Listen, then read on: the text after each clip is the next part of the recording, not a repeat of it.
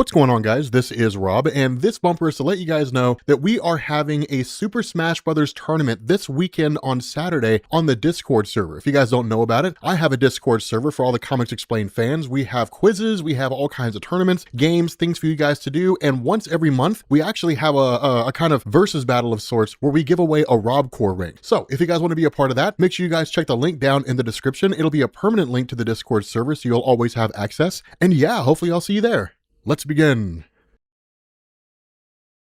Okay, so we are getting into Infinity Ending, and here's the funny thing. I initially planned on waiting until like next week to start this, but you guys have been screaming at me when we covered Infinity Conflict to start the next part.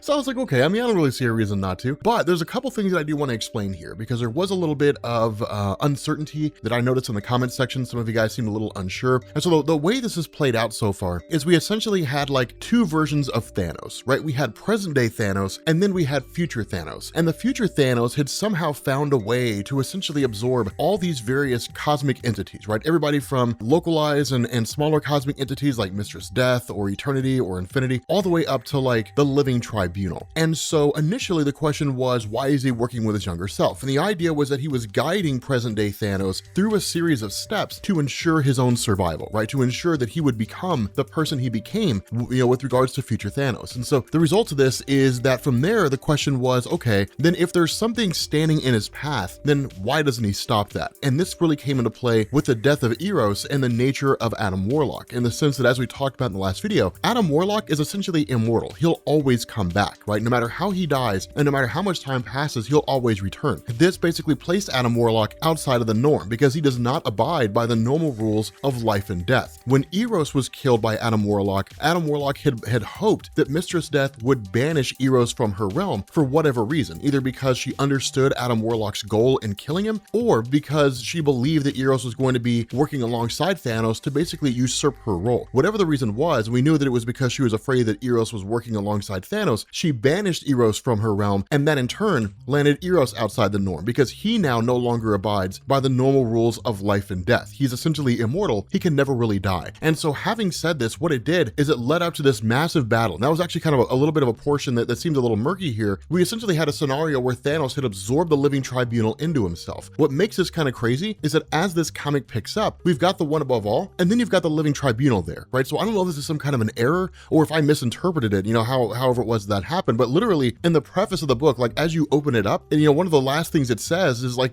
present day Thanos has killed the last embodiment, the Living Tribunal itself, and merged with his despotic future self, right? So like he absorbed the Living Tribunal. So the question is, how is the Living Tribunal here? That's really kind of how this is. Now, at the end of the day, it doesn't really matter because when this happens, the One Above All basically tells Thanos to stop, right? To stop his actions and to in turn to go back to his normal role. And Thanos says no. Now, the question that a lot of people have here and that I noticed was a lot of people were asking, if the One Above All is this nigh omnipotent, indestructible, and immutable force inside the entirety of the Marvel multiverse, then why doesn't it just will Thanos out of existence, right? There's nothing the One Above All cannot do. And the reason why is because Jim Starlin is basically altering the form and function of the One Above All. In stories from years past, right? Old Fantastic Four stories, old Sensational Spider-Man stories, the role of the One Above All was essentially kind of a prime mover in the sense that like he created the first universe. We saw that in Al Ewing's Ultimates. And then the first universe basically fractured when the Aspirants and the Celestials went to war. And then those fractured pieces created the first multiverse. And by whatever manner and whatever means, those different universes came to an end and then were reborn again. But the One Above All didn't really sit back and then like create the first multiverse. And then every time a universe dies, he creates a new one. He just sort of set things in motion and they went through whatever path they went through. But regardless of his hands-on or lack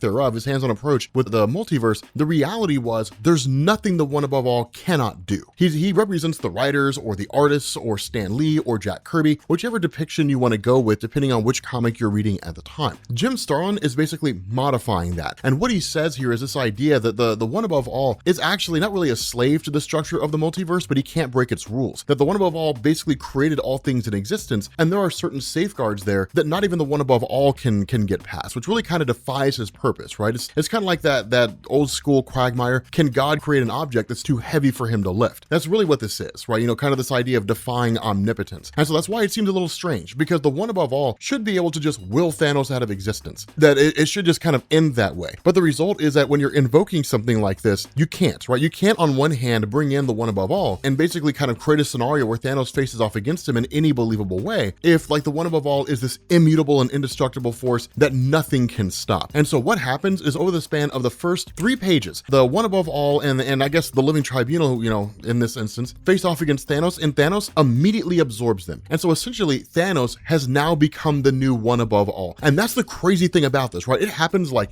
that in the blink of an eye. And it's a wild situation because you literally have Adam Warlock and you have Eros and you have Pip the Troll watching this whole thing go down. And when Thanos re-emerges, Thanos is now all things in existence. From that point going forward, they bail. Eros grabs Pip the Troll, he grabs Adam Warlock with the intention of teleporting away. Adam Warlock yanks his hand away, Eros and Pip the Troll are gone, and Adam Warlock remains behind. And talking to Thanos, you know, the new one above all, we kind of get this explanation, right? The sort of explanation in terms of what he can do and so on and so forth. Now, what's also interesting is he points out this notion that because of the fact that Adam Warlock and Eros exist outside of the norm, that Thanos, while he can detect them, has to work hard to do it, right? They're not just easily perceptible to him. It's almost like trying to detect a dark gray amidst a black background, right? It's possible, you just really have to be looking for it. And so because of that, Adam Warlock 1 immediately picks up on that, and then 2, you end up having Thanos who basically pulls Adam Warlock into himself for the purpose of always being able to locate Adam Warlock, right? To kind of remove that aspect. And then from there, Thanos starts to muse. And this is normal for Jim Starlin. It's actually one of the things that always made his handling of Thanos so cool. The way he would write Thanos was really more of, he would see himself almost kind of like in a philosophical way, right? He would kind of muse about these things. He says, now I am linked to all there is, right? He's not actually, I mean, he is all there is, but he's linked into everything, right? Everything from the past and the present throughout every single universe that exists. And it's almost overwhelming, right? It's almost overwhelming for Thanos to sit down and say, all actualities, all realities that exist out there, every universe that exists in the entirety of the multiverse, I am all those things. This is a whole new level of power that's way beyond anything Thanos has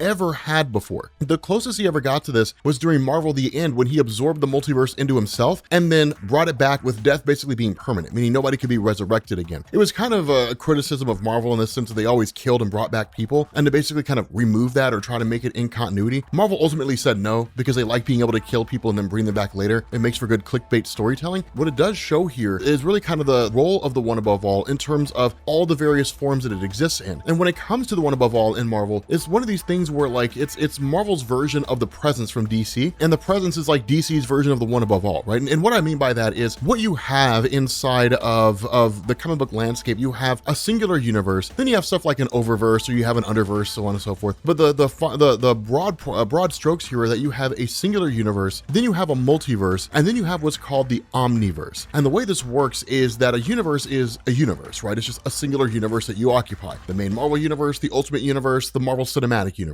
Those different universes make up the entirety of the multiverse. The omniverse is composed of all things in existence, right? So there's the Marvel multiverse and the DC multiverse and the Spawn multiverse, and like any concept that exists out there is part of the greater omniverse. And Marvel's one above all is kind of a guy who oversees all that, right? It's Marvel's god above all gods, essentially. So it's one of these things where they all kind of cross over and it all gets really weird. And it's not really designed to say that like the one above all is over the presence. It's Marvel kind of saying, I mean, our version is, and then DC's like, no, our version is, and Spawn's like, no, you're both wrong, our version is. So it's it's kind of one of these things where it just sort of goes around. But Thanos is basically tapping into and overseeing everything across every single universe, in every single multiverse, on every single property that exists in the world belonging to anybody, regardless of whoever made it. That's how far reaching this is. And so it gets kind of crazy here, because with that being the case, Eros kind of picks up on the notion of what we talked about already, that Thanos cannot easily recognize him because he's outside the norm. Thanos has to hunt for him as hard as he possibly can, right? A needle in a stack of needles is really what this is. And so with that being the case, because Pip the Troll is essentially viewed as Thanos as one of the people out there who can throw a wrench in the works, then what Eros does is basically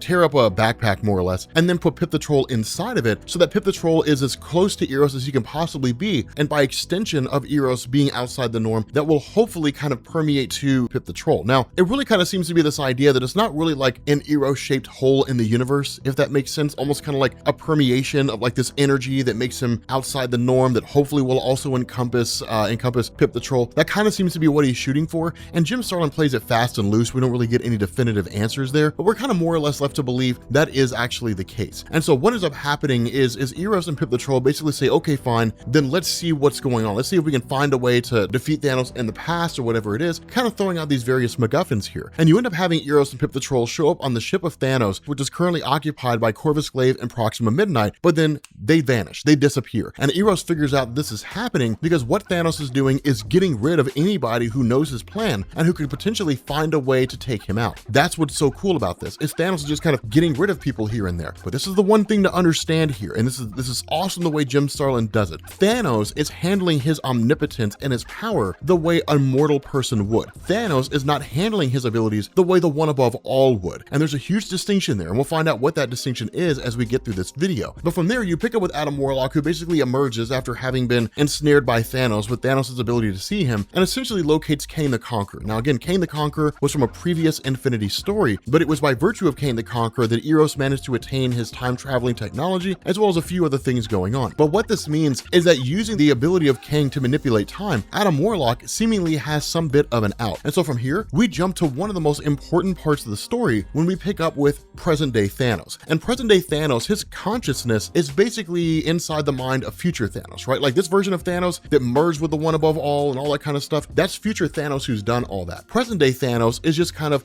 a consciousness that's along for the ride. And it's cool when he basically talks about this, right? He says things like, yes, I'm still here. Like, you know, I was basically press ganged into this situation. But what it shows is that their ideologies are not entirely linked. Present-day Thanos is not fully on board with what future Thanos is doing, right? He knows his plan, he knows what he wants to achieve, but even for modern-day Thanos, that seems pretty extreme. And that says something, right? Given whatever this future plan, or whatever this plan of future Thanos is, if present-day Thanos looks at that and says, yeah, man, like, that's pretty crazy, man, like, that's pretty extreme, then that means there's really got to be something, right? Because we're talking about a guy who got a hold of the Infinity Gauntlet and wiped out half the life in the universe just to impress a girl, right? So like, it's kind of crazy, like, it's kind of nuts, you know, in terms of this whole thing going. But what it also shows here, and really what he basically tells us, is that the amount of energy and the amount of focus necessary to be able to handle this much power, while it's within the abilities of future Thanos to contain these abilities, it's a whole nother thing to understand how to use them effectively. And so what this means is that future Thanos is still figuring out what it is that he can do. He hasn't fully been able to channel the totality of the one above all's power. Now, this is important because what it means is that it presents this idea that maybe even the one above all was limited by its own imagination, and that if Thanos can essentially break free of those limitations, then his power would transcend the previous one above all's power. The reality of this is that what future Thanos is doing is hunting around for Eros. It's the thing that's